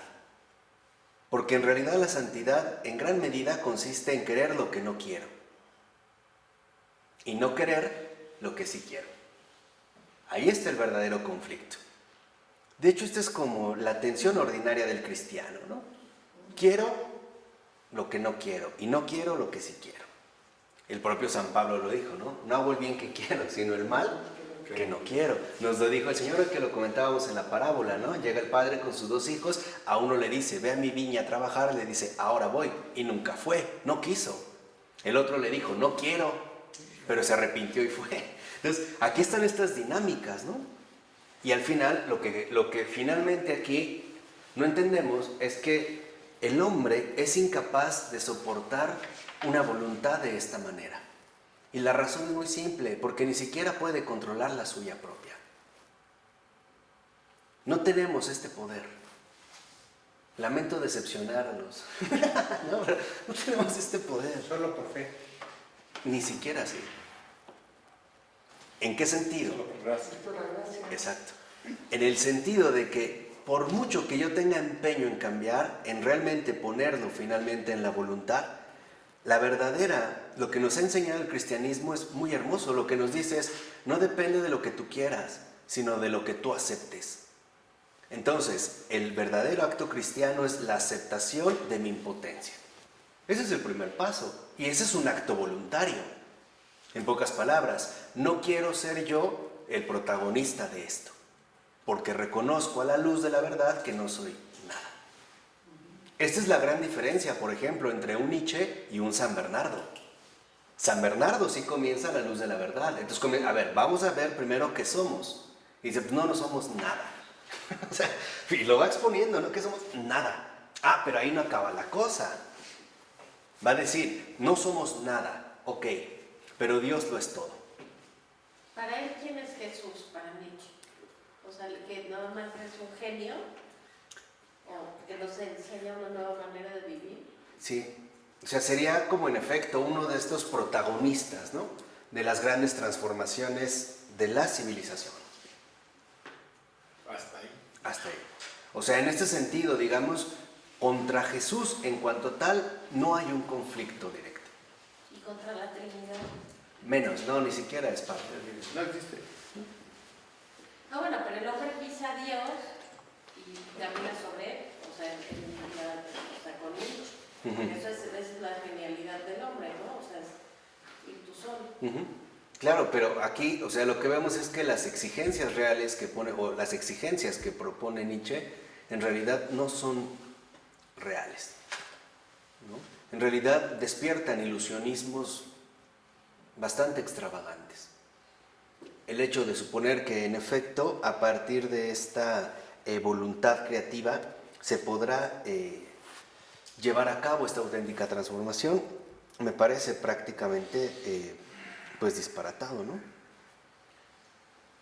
¿En qué sentido? En el sentido de que en realidad cuando uno simplemente se ve a sí mismo como es, creo que uno reconoce esa impotencia. En pocas palabras, para alcanzar la omnipotencia, primero tenemos que asumir el dolor de la impotencia, o por poner en otros términos, para poder alcanzar misericordia, primero hay que saborear la amargura de la miseria. De hecho, esta es la gran obra espiritual de San Bernardo. Miseria y misericordia, las dos, pero en este punto. O sea, sin falsas grandezas, pero tampoco sin falsas bajezas, ¿no? A la luz simple y sencillamente de la verdad. Por ello va a consistir Nietzsche, y aquí sí tiene razón, que en realidad no son las transformaciones fundamentales en la civilización las que vienen del ámbito social.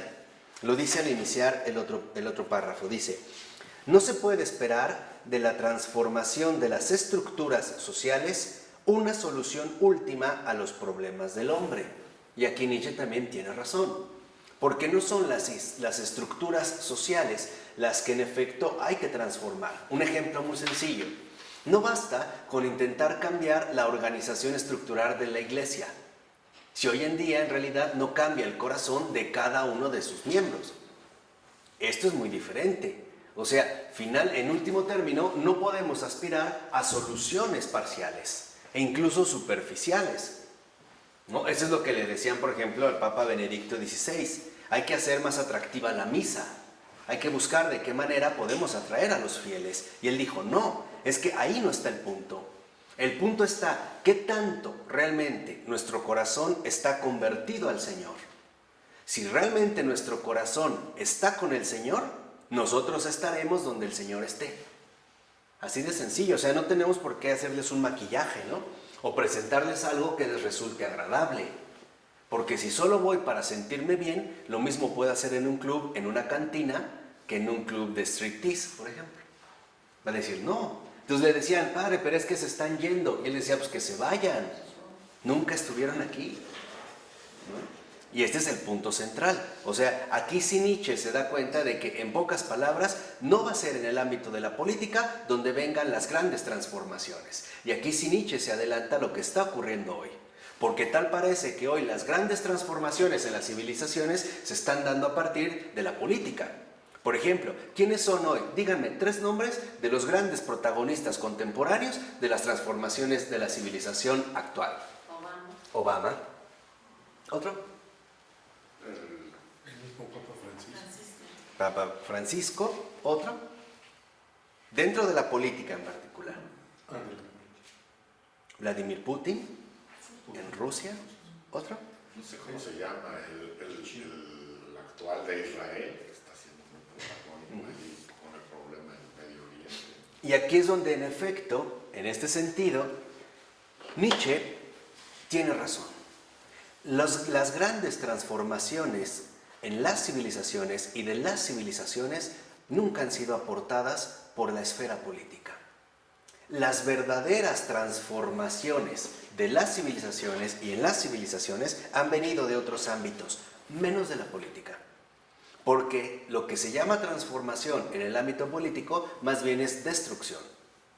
En cambio, lo que realmente es fuente de una transformación radical es el corazón pequeño y sencillo de un ser humano. Aquí sí, pero no por sí mismo. Por ejemplo, el mundo a partir de un San Francisco de Asís jamás fue igual. El mundo a partir de un San Benito jamás fue el mismo. Y no fue destruir, no fue para destruir. Fue para edificar algo que hubiera resultado, o que en ese momento incluso y hasta la fecha en gran medida, resultaría prácticamente escandaloso.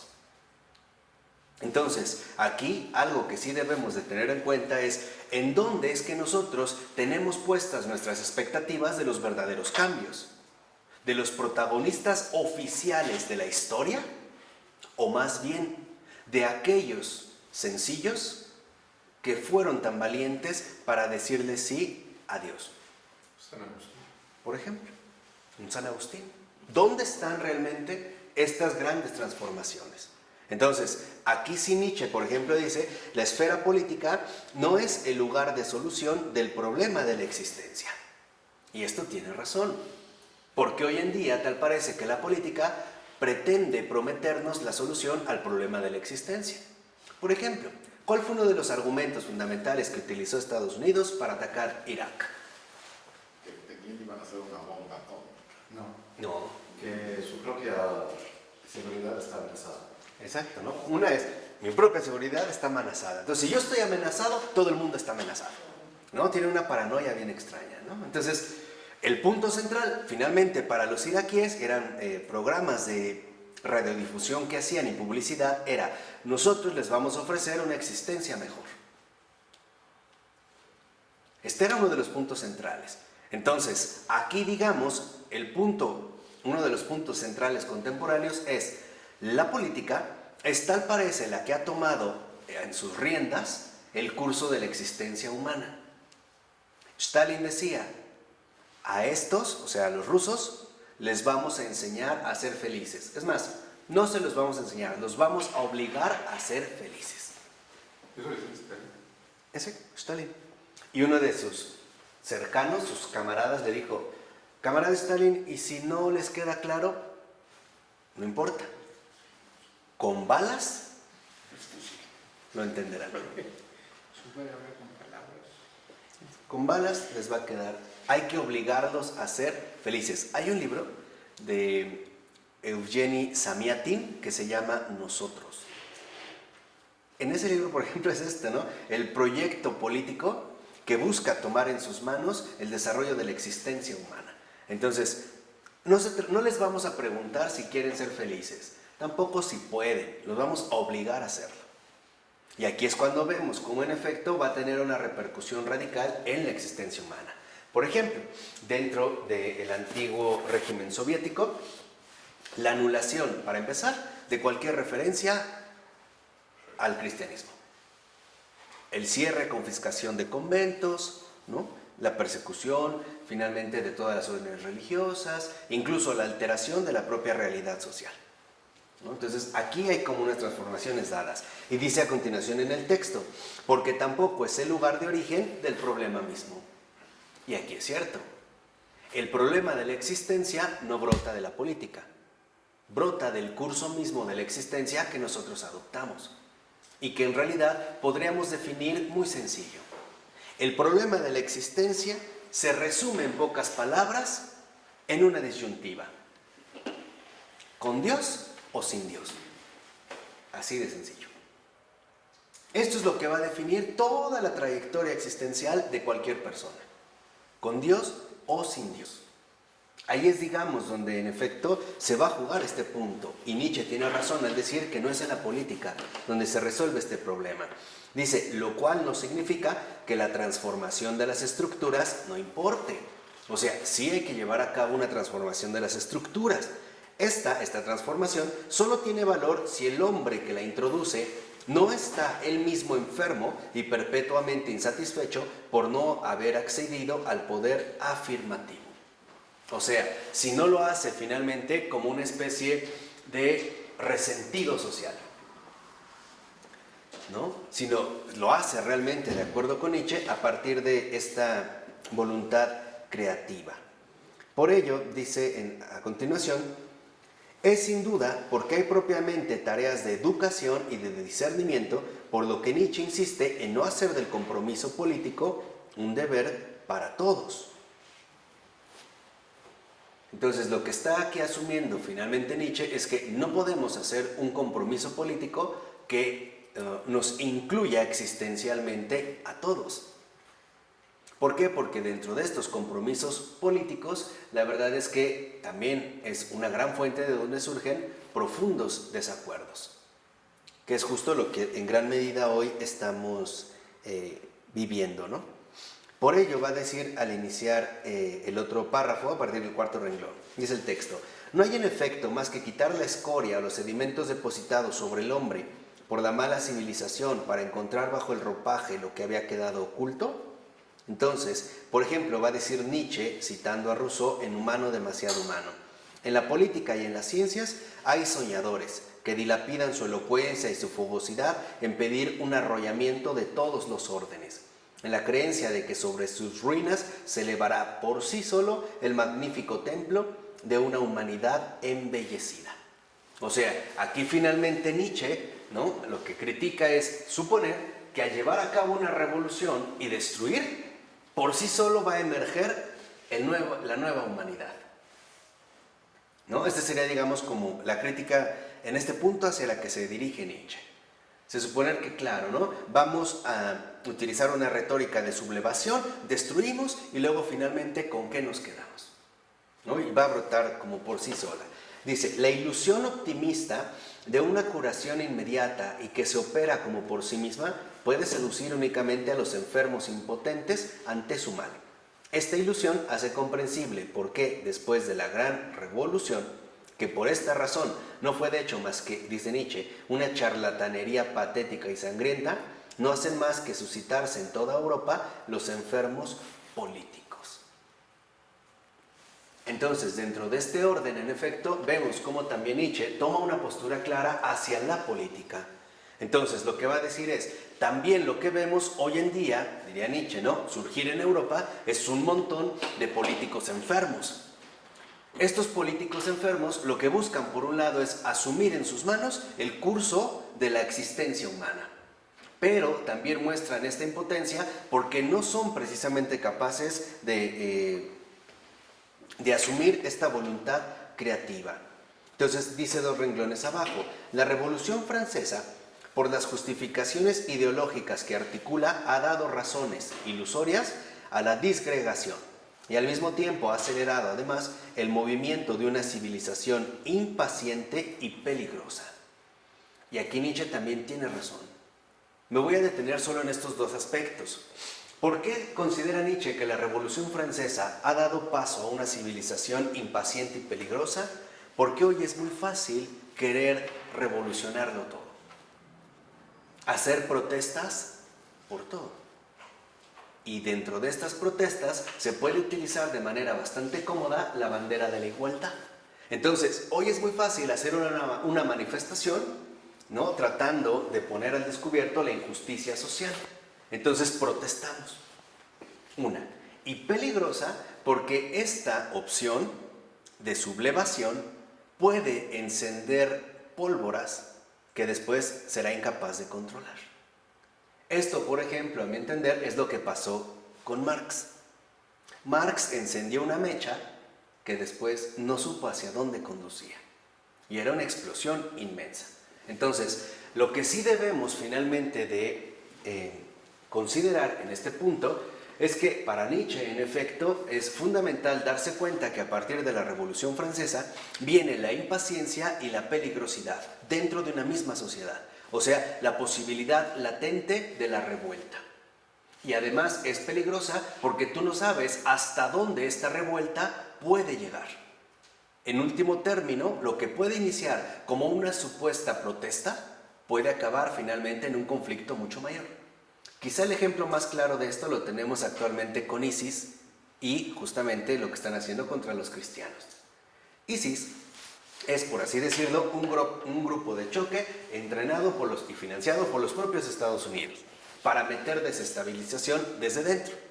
Pero lo que no se pusieron a pensar es que al armar a esta facción ultra de la postura islámica, no se pusieron a pensar que ellos no solo tenían intereses políticos, sino que también están vinculados con posturas religiosas desde hace mucho tiempo.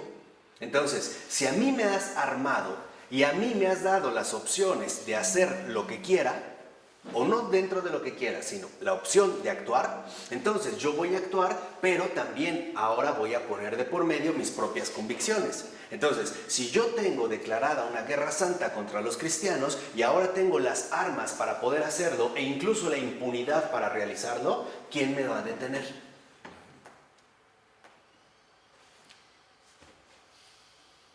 Yo creo que esto es uno de los aspectos centrales dentro de los cuales Estados Unidos ya se ha percatado.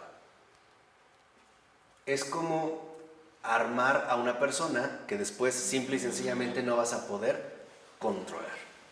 Me parece, y me adelanto un poquito, que la única estrategia real que tiene Estados Unidos es hacer lo que sabe, infiltrar. ¿Qué va a hacer? Infiltrar islámicos entrenados desde su perspectiva a las propias líneas de ISIS, de tal manera que las fragmente desde dentro, sin él hacer una intervención explícita. Porque para Estados Unidos la táctica política que funciona es divide y vencerás, que es lo que quiere hacer en el Oriente, ¿no? Dividirlos entre ellos desde dentro para después él llegar de afuera con supuestas soluciones. Entonces, cuando esto precisamente, ¿no? aparece, vemos es cuando surgen estos políticos enfermos, que en realidad aspiran más allá de lo que está en sus manos. Por eso dice en los 3 últimos renglones de este párrafo, en los 2 últimos renglones es una cita de Nietzsche. Dice, volver loco, a esto le llama convencer. Entonces, hoy básicamente, ¿a qué le llamamos convencer? A cada vez presentar más y más excentricidades. O sea, tal parece que mientras más locura un político manifieste, mayor será el convencimiento que alcance. Ese es el caso de Chávez. Podría ser, claro. Entonces, dentro de estas excentricidades, ¿no? Finalmente parece que algo ahí se jala mucho. Pero porque no entendí por qué esto, volver loco, esto lo llamo convencer, ¿cómo? Sí, o sea que estos enfermos políticos, en su locura, tal parece que es justo esta locura la promesa, por ejemplo, de cambios en la existencia humana drásticos, radicales e incluso inmediatos, es lo que funciona como el convencimiento. Como un mesianismo, Sí. como que alguien nos va a venir a salvar. O sea, promesas que en pocas palabras la política no puede cumplir. Al menos no de fondo. Esto es volverse loco. A esto se le llama convencer. Entonces, aquí es cuando Nietzsche empieza a hablar, por ejemplo, de los agitadores. Va a decir, por eso en la modernidad los agitadores tienen tanto éxito. Vamos a suponer, yo trabajo en una fábrica o en una industria. Y entonces de repente yo tuve un problema con el patrón. Bueno, me empiezo a organizar con los trabajadores y decir, oye, ¿no sabes qué? Vamos a reclamarle, vamos a organizarnos, no te dejes, te están explotando. Entonces empiezo a sublevar. Y después esto, en efecto, pudiera ser que se salga de control. Pero hoy en día las soluciones son muy distintas. Porque por lo regular los agitadores terminan siendo comprados por aquellos que querían ser perturbados. Entonces, por ejemplo, ¿dónde acabaron los líderes del 68? En puestos políticos del PRI y del PRD. Entonces, tú eres el agitador, pues ahora yo te voy a jalar a ti. Por ejemplo, ahorita del Politécnico Nacional, el principal negociador es de Morena. ¿Y de quién es Morena? De López Obrador. Probablemente por ahí también hay algunos intereses filtrados, ¿no? O dados, al menos a más o menos corto plazo. Bueno, dice al iniciar el otro párrafo, el instanteísmo revolucionario, o sea que todo en un instante, constituye un peligro en la medida misma de la impaciencia que comporta. No solo no toma en serio el peso de la historia, sino que en un conjunto olvida hasta qué punto toda creación exige una adoración y un futuro. Entonces, hoy finalmente hemos sido presas del instanteísmo, o sea, de las exigencias apremiantes del instante. ¿Qué quiere decir esto? Que hoy puede ser que muy fácilmente, en un instante, nos veamos arrastrados a destruir muchas cosas, sin ponernos a pensar que en efecto una tarea constructiva lleva tiempo y no está dirigida, por ejemplo, hacia un presente, sino que ante todo exige una adoración con vistas a un futuro. Dicho de otra manera, que los verdaderos cambios en la historia se dan poco a poco y son graduales. No son tan tajantes como intentar cambiar las cosas de un modo drástico, digamos como sería el perfil revolucionario, ¿no? Suponer que ya con una revolución, ya la cosa va a cambiar. Vamos a derrocar al presidente, vamos a tirarlo, bueno, y después ¿qué sigue? Algo es un hecho. Cuando las situaciones han quedado detenidas en el mero instante revolucionario, después es mucho peor de lo que en efecto se buscaba quitar. Quiere decir que las consecuencias por algo no premeditado suelen ser muchísimo más complicadas o destructivas de lo que la propia acción revolucionaria instantánea quería suprimir. ¿Vamos? Por eso decía que íbamos a hablar como más en términos políticos, ¿no? Por eso, finalmente va a decir en ese sentido Nietzsche que lo que se ignora es la maduración necesaria para la creación. O sea que en efecto olvidamos que es necesario un proceso de maduración para llevar a cabo las grandes creaciones. Y esto tiene que ver precisamente con uno de los aspectos centrales del mundo moderno. ¿Cuál es uno de estos aspectos centrales? Las exigencias del instante. O sea, que hoy queremos todo rápido. Y hemos olvidado que las grandes acciones llevan mucho tiempo. Por ejemplo, hoy podemos hablar de arte contemporáneo si yo doy 2, 3 brochazos. Ya, tengo una obra. Antes una obra exigía toda una vida. Era la culminación de todo un proceso. Y por esto hasta se podían ver, digamos, determinadas etapas, ¿no? Hoy no. Hoy la obra es el instante, eso sí, de un proceso subjetivo de ilusión. O el hijo del artista. O el hijo del artista, entonces La ya es... Paloma Picasso, hija de Picasso, ya por eso... Ya, ¿no? Lleva el apellido, entonces ahí me voy a detener. Entonces, lo que finalmente Nietzsche está denunciando, y es cierto, es la ausencia de maduración en el hombre moderno. O sea, el rechazo de la exigencia de la duración. ¿Por qué? Porque hoy queremos todo rápido, pronto. De hecho, hoy somos una cultura bastante impaciente, ¿no? Todo lo queremos rápido, al instante. Si vas a un banco y hay mucha gente, te molesta. Si vas a un restaurante y tienes que esperar, te molesta. Todo es rápido. Entonces, esta ausencia de maduración también para nosotros como cristianos tiene una relevancia fundamental, porque a veces suponemos que ser cristiano es algo inmediato. En pocas palabras, que basta con llamarme cristiano, y esto no es verdad. Necesitamos ir asumiendo un proceso que en efecto será bastante complicado. Tendrá momentos extraordinarios y tendrá momentos insoportables. Entonces, no podemos olvidar que en efecto esta maduración es parte de nuestro crecimiento humano. Y que en pocas palabras, uno de los errores contemporáneos en los que vivimos es el apresuramiento. O mejor dicho, la precipitación. Hoy la precipitación, en efecto, nos está llevando a cuestiones terribles. Ejemplo, llevo unos días saliendo con una persona y como nos la hemos pasado muy bien, ya nos casamos. Y después en estos casamientos apresurados, las consecuencias que eso conlleva pueden ser verdaderamente destructivas, y nefastas. Por eso ahora entiendo cómo un filósofo como Ludwig Wittgenstein, cuando daba clases en Cambridge y veía a sus alumnos, siempre los saludaba y les decía, date tiempo, date tiempo. Siempre era lo que les decía al saludar, date tiempo. O sea, lento, calma. Y esto es lo que a veces también, hoy en día a nosotros, nos dificulta muchísimo la verdadera experiencia cristiana. Porque la experiencia cristiana es cuestión de tiempo. Y se va asimilando poco a poco. En cambio, nosotros quisiéramos ya todo de inmediato. Ejemplo, voy a tomar un curso de oración y ya quiero que al terminar ya pueda hablar con la Virgen o ver a los ángeles. Y no, esto en realidad va para largo. Entonces, aquí es donde en efecto vemos un aspecto central, que uno de las fuerzas que más se oponen a nuestra realidad cristiana es la impaciencia. Y el no escucha, Shema Israel, y que no escuchamos. Y escuchar es calma.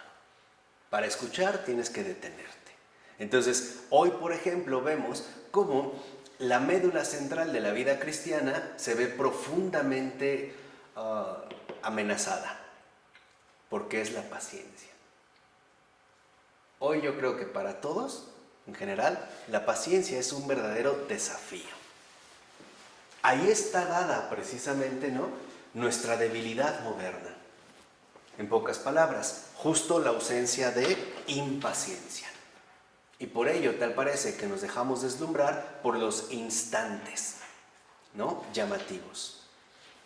Nos dejamos llevar por los apremios de inmediato. Conocí a alguien, me gustó, cásate conmigo.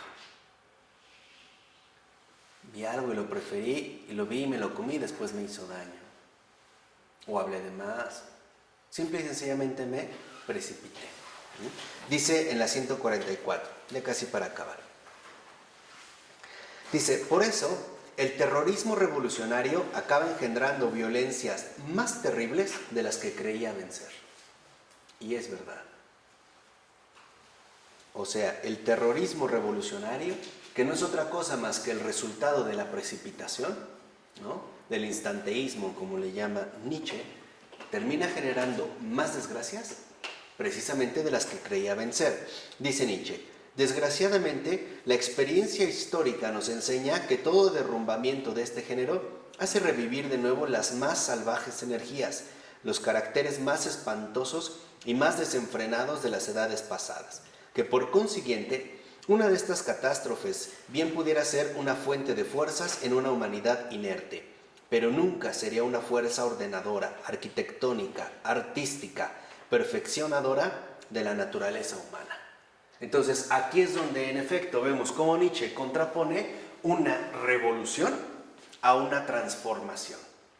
O dicho de otra manera, para Nietzsche quizá el lugar fundamental de la auténtica transformación no está en la política, como hemos visto, sino en el arte. Que por eso la vez pasada habíamos mencionado la figura del poeta.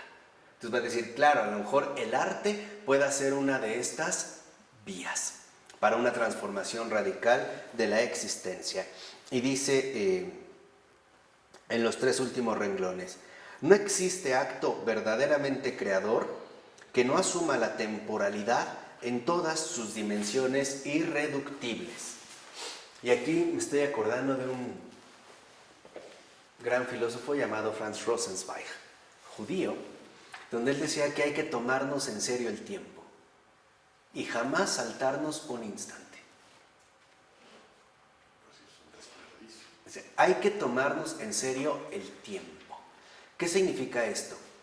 Significa que asumamos nuestra realidad temporal en todas sus dimensiones, sin saltos, sin precipitaciones, sin querer dar como brincos que atentarían con nuestra propia realidad.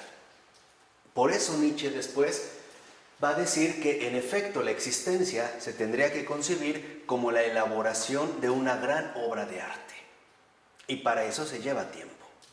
No es algo a lo que yo puedo llegar de un momento a otro, sino que en efecto respetar el tiempo significa también seguir, por así decirlo, las indicaciones fundamentales de una auténtica transformación. De tal manera que entonces podríamos decir, la existencia es una tarea que hay que llevar a cabo. Y esta tarea, en efecto, es una tarea que se tendrá que llevar a cabo día con día. Esto es algo que nos acaba de decir Florensky el viernes pasado. Nos dijo, la verdadera tarea en la amistad se da en el día con día, no en los fuegos artificiales de las acciones instantáneas, pero fugaces, sino en el desgaste ordinario, finalmente, de la convivencia diaria. Ahí es donde en efecto sentiremos el rigor del tiempo, pero también los frutos temporales que esto nos trae. Entonces, por ejemplo, asumir dentro de esta temporalidad sin anular nuestra realidad temporal, o sea, nuestra profunda vinculación con el tiempo, nos lleva a darnos cuenta, en último término, que quizá hoy en día justo tal parece que nos presentamos como enemigos del tiempo. No queremos al tiempo. ¿Y por qué no queremos al tiempo? Porque no lo respetamos. Tratamos de saltarlo. Vénselo nada más en el caso de los alimentos. Ordinariamente, ¿cuánto tarda un pollo, desde que es huevito, crecer y después podérselo comer? En términos normales. Como 6 meses. Como 3 o 4 meses, 2 meses, ¿no? No, ¿cómo crees? De huevo a que ya lo puedo cocinar. No, en normalidad. ¿Será un año? En granja, es de un año. ¿Tanto? ¿Sí? Pero ahora de Pues me imaginé que 3 meses, ¿no? muy poquito tiempo ya, cuello y ¿Cómo que no hay? despluma. En un año. Un año. Pero no es negocio. De huevo, claro. Lo mismo, ¿por qué crees que cuando, por ejemplo, en provincia o en un pueblo, van a hacer una fiesta y van a hacer carnitas, compran un año antes el cerdito? Así de casa de mi abuelito. Un año antes. Un guajolote. Un año antes. Y se le va dando de comer porque saben que ese es el año necesario para que pueda finalmente servir de alimento. Hoy en día, por ejemplo, a los pollos generalmente los hacen crecer con una cuestión hormonal y los tienen agarrados de tal manera que ni se muevan. Lo mismo con las vacas, para que no hagan ejercicio, lo único que hagan sea engordar, crecer, más o menos en un lapso de entre 1 mes y medio a 3 cuando mucho. Con razón no saben nada. No, pero con razón generan tanto daño. Entonces, aquí es donde nosotros, en efecto, podemos darnos cuenta de una cuestión fundamental. Tal parece, entonces, que en la Revolución Francesa se ha puesto como base uno de los principios modernos que domina nuestra actual cultura, la precipitación. Y hemos olvidado con ello que la precipitación siempre conlleva, finalmente, consecuencias mucho peores de aquellas que queríamos solucionar en un momento. ¿Cuántas veces por precipitación quisimos arreglar un problema mintiendo? Y después no fue mucho peor.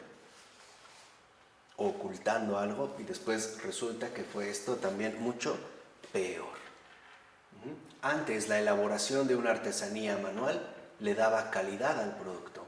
Hoy la precipitación en la elaboración aumentó la cantidad, es verdad, pero ¿qué disminuyó?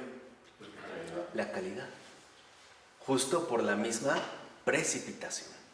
Entonces hoy no nos gusta lo artesanal, o sea, no nos gusta lo temporal, nos gusta lo artificial. O sea, aquello que va literalmente en contra del mismo tiempo. Hoy también queremos que los niños dejen de ser niños lo antes posible. No queremos tiempo. Que los novios dejen de ser novios y jueguen a ser esposos, ¿no? Y ya cuando se casan, ya quieren jugar a ser amigos. Ya no se soporta, ¿no? Ahí están las precipitaciones, ¿no? Primero no salen de los hoteles y ya de casados ya no quieren tener relaciones sexuales, ya les duele la cabeza, ya están cansados. Ya no, ahí ya no. Y todo justo por la precipitación. Y por último y para terminar, la peor de las precipitaciones en el cristianismo es decirse cristiano sin serlo. Hoy en día estamos llamados a considerar seriamente si somos cristianos o no. Porque quizá nos hemos dicho con mucha precipitación, soy cristiano, soy católico, creo en Dios, amo a Cristo. Y quizá esto no haya sido más que producto de una precipitación. Quizá valdría la pena darse su tiempo para contestarnos esta pregunta.